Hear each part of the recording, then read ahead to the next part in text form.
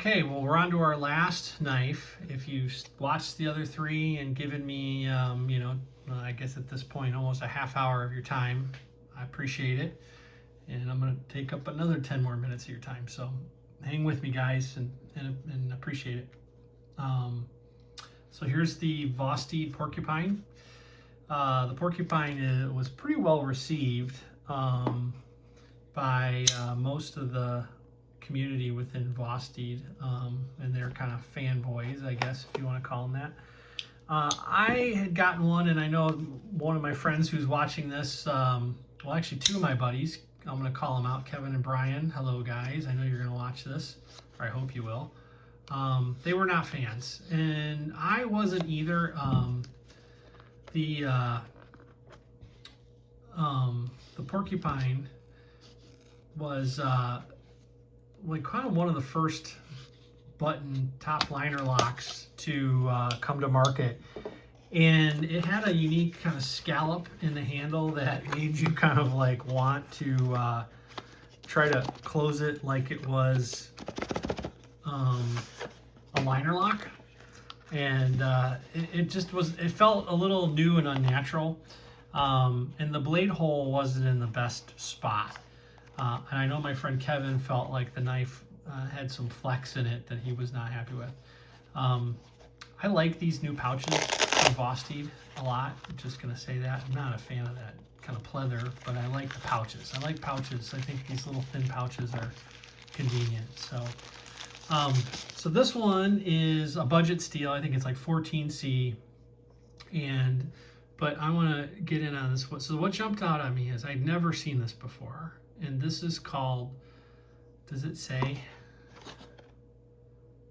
I was calling it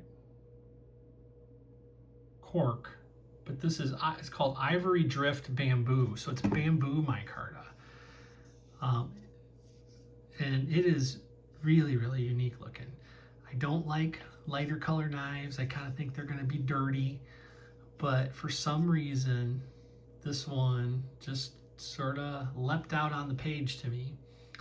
The collar is like a slate bluish gray. It looks a little more vibrant in person, or I'm sorry, in pictures than it does in person. No back spacer. That would have been kind of nice if they would have had that to match it. I would tell you this does not feel like micarta here. This has that fuzzy micarta feel. This is very smooth, but this has a weird, I would call it cork. This feels like micarta. This has a little bit of texture. I'm gonna grab this just and feel like this is definitely smoother than this is. This might smooth up in your hands though the more you use it, but yeah, so I don't remember the Porcupine being so small. First impressions just revisiting this is not that big of a knife. Let's just give it a flick and see what we have here. Yeah, thumb studs are way better than the hole. I remember the hole being kind of like hard to find and get. Wow, okay. So this feels really, really similar. Yeah, a reverse flicks off my finger. Great. Okay, I'm gonna just say it. This feels super similar to me to this knife, but this is probably a better size for my hands, and in terms of, just this knife felt a little small, but because you can choke up and stuff, it feels like, doable. But I know, like, I let my friend Brian try this, and he liked it, loved the action and everything, but he was like, yeah, a little small. And I know they came out with a longer version of it, and that's probably the better one. But I'm gonna just say right now, like, this feels action-wise very similar to that. And yeah, that button close is way more controllable than compared to like this. If you notice, I'm not getting any bounce. I just made the camera bounce, sorry, but it's a lot easier for me to slow this blade down here and a lot of people might consider that a negative, right? There's like drag or something, but I like this. Jeez. I got 4 knives today, and I thought for sure one of them was going to be a massive dud, and all 4 of them are nice. Yeah, boy, God, do I love that stone wash. Why can't this one have this stone wash? Yeah, this is cool. This is a very, very comfortable knife, and this is really making me think not having this knife anymore. Like, I'm thinking I'd give this one up to have this one. I think I like the carbon on this one. I think I like the carbon better than this. I like the back spacer and stuff, so still a great knife. But you know, if I had to choose, I'm saying right now, I think I might keep this one. Very similar blade shape. This, you know, the Porcupine got its name because they put, you know, jimping everywhere. You know, it's on the spine, on the liners, it's on the spine, it's up here, it's everywhere. But that's okay. That's not a bad thing. Yeah, that is nice. And you know, this is so unique looking that it's kind of fun.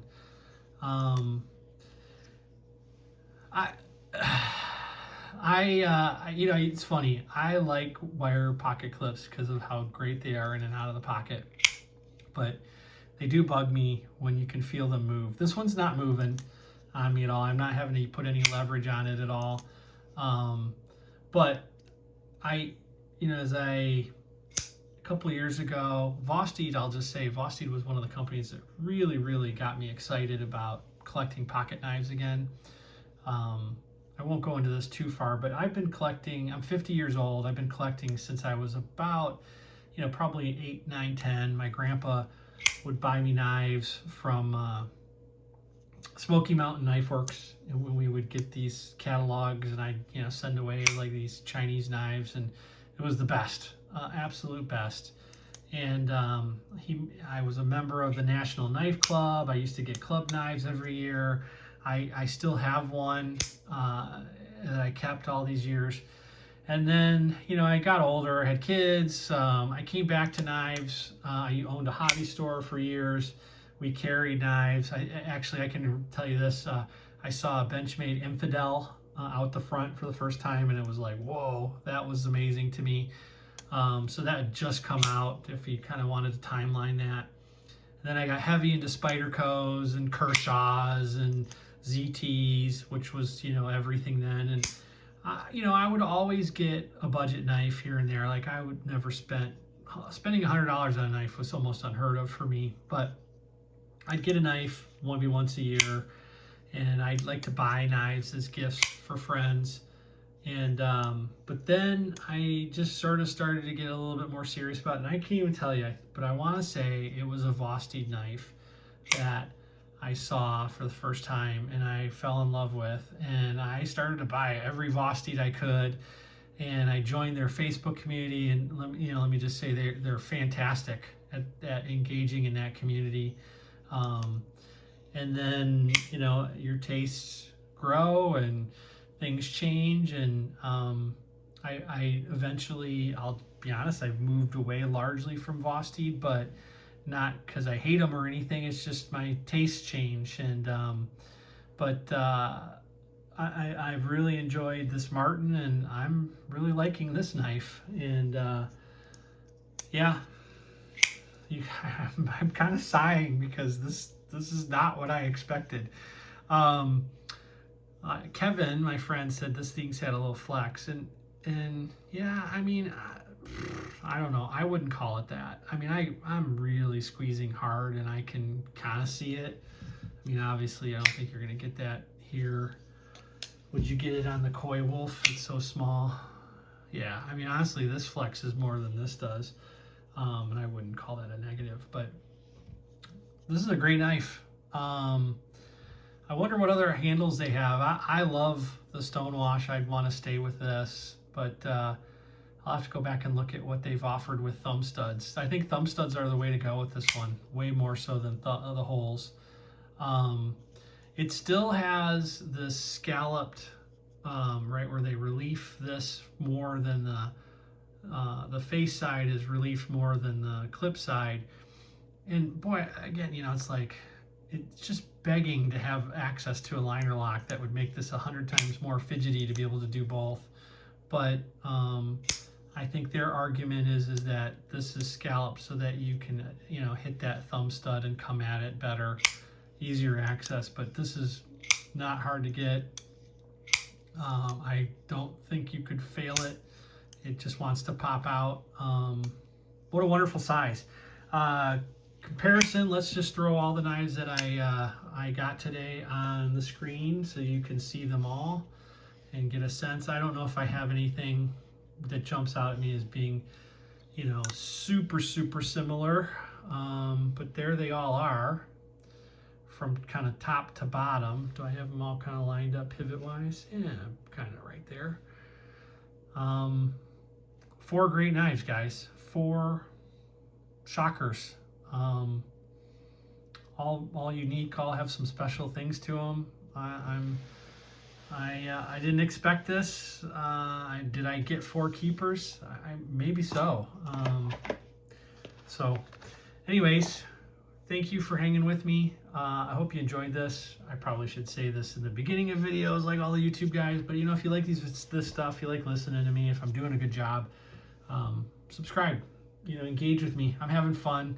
I'm doing this mostly for myself. I'm doing this mostly just to, you know, record my collection and archive my thoughts and try to, you know, like I would have loved to gone back and listen to what I thought of the Porcupine whole version when I had it, you know, 1.5 years or 2 years ago. Like that would be fun to me to be able to go back and go like, oh yeah, you're just a doofus. You know, you were missing the hole, or really kind of just understand what I was thinking back then. So that was what drove me to do this. I'm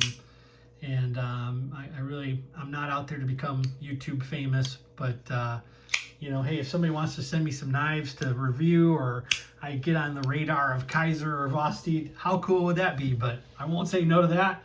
But I have a reality check of, you know, I got less than 50 subscribers and, you know, an audience of probably really 5. And I know who all 5 of you are out there, buddies. So thanks for hanging with me. Thanks for checking out the knives, and we'll do another one here soon. I'm almost certain of it. Thanks.